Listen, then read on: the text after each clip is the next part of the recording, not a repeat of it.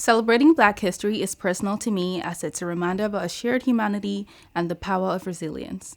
It's not just about the dates and the events, but also the untold stories of those who faced challenges and celebrated victories to get us where we are today.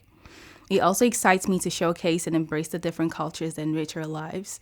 Each narrative connects to my own, pushing me to reflect, learn, and grow as a young Black woman. At Swansea University, we have a calendar of events and workshops from lectures, panels to film, screenings, and also exhibitions for all students and staff, regardless of your background or identity. These events give us the opportunity to learn, connect with each other, and engage in important conversations that promote understanding and mutual respect. But it's more than just events. Celebrating Black history at Swansea is about building awareness, sharing our stories, and creating a sense of belonging for everyone. It's about understanding our shared history, moving past performative inclusion to actual inclusion where everyone feels safe and appreciated in our society. This year, more than ever, we must all come together to stand against discrimination and promote inclusive communities and environment.